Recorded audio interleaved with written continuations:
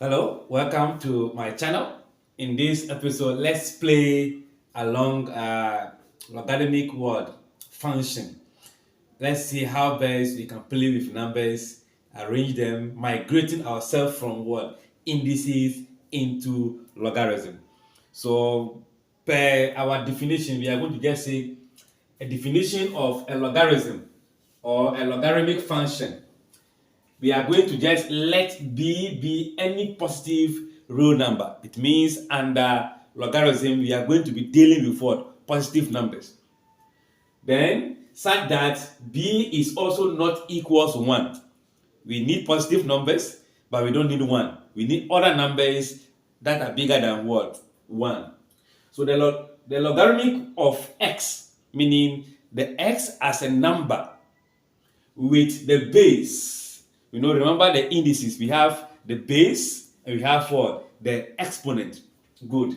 Is going to be denoted by this logarithm of x to the base what? B.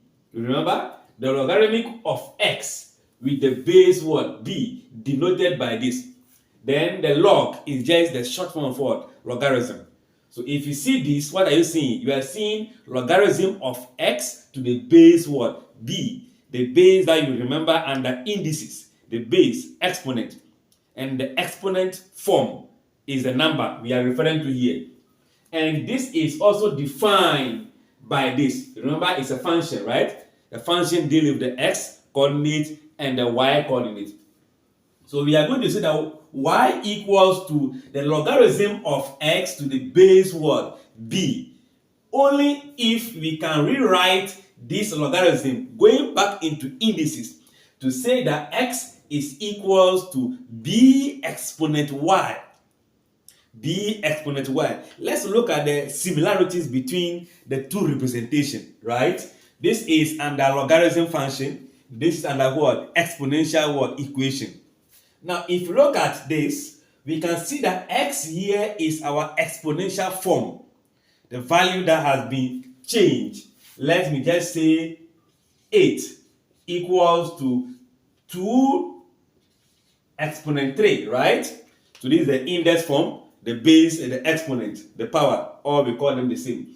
This is going to be the exponential form, right? It is 8 that we break into what? 2 exponent 3. Good. Now, if you look at our logarithm, you can see that I can see y, I can see x, I can see b, I can see b, y, x. And if you see, here is the base, which is the b. And b still remain the base here. Do you see that? The b is the base in logarithm function. B is the base in what? In indices.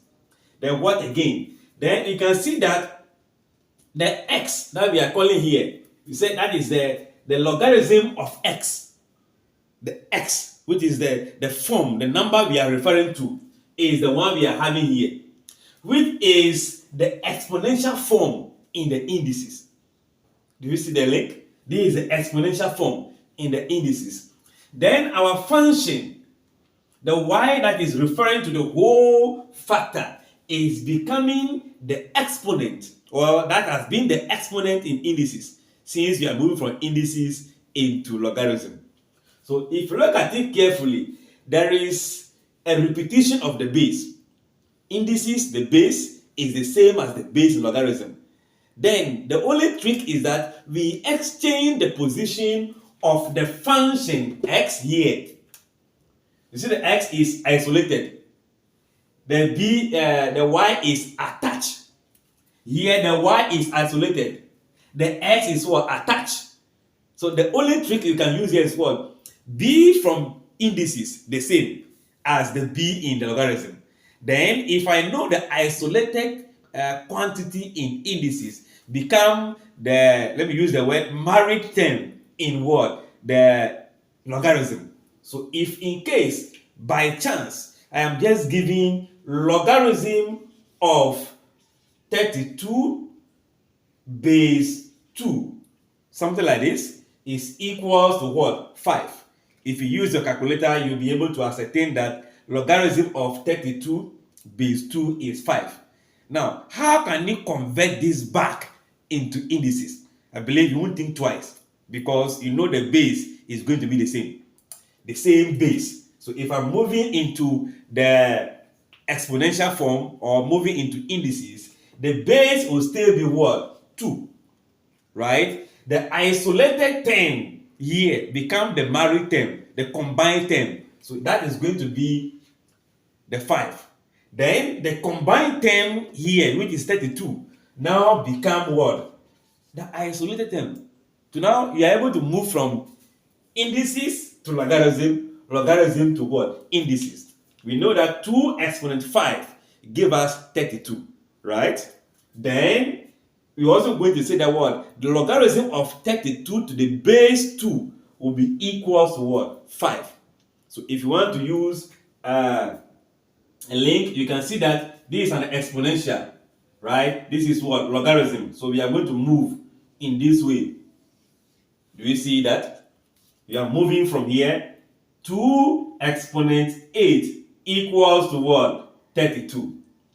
Do you see that? Then for the logarithm here, we are moving into logarithm. So what are you going to do? This is going to be L in this form. So for you to be able to complete this, we are going to add a little twist to our L. The L is going all the way to this. Let's bring it a little bit up, then we get it. This is still L. We can see that way. So the base, the number, then we get this as our answer. So here, the base, right? We have this, we have this. So now we are going to be using this as the base in the logarithm. We go back to the number, that is 32. Then we climb to 5 to make it what? The logarithm that we are looking for. All right. So in all, migrating from indices back to logarithm is not a big deal. So you can be able to follow this tutorial to be able to convert. Let's just say we have 5 exponent 2. We are aware that 5 exponent 2 give us 25 under indices. How do I write this in logarithm what? Function. We know that this is going to be that form like that, beginning with the base. So log of base 5. The number is what? 25. And that will give us what? 2. Log base 5. The number is what? 25. The answer you're looking for is what? 2. So if we want to move from here to here, 5 exponents 2 equals to what? 25. Good. I believe the concept of migrating from indices to logarithm is okay by you. In the next episode, we'll be taking the properties, some few properties about logarithm. So like this video if you find it educative, share with your colleagues. I know this is also for grade 11 people, those who are outside Ghana. This will be for grade 11. We can also share with them and make sure we keep learning together. Subscribe if you are new to the channel. Bye bye.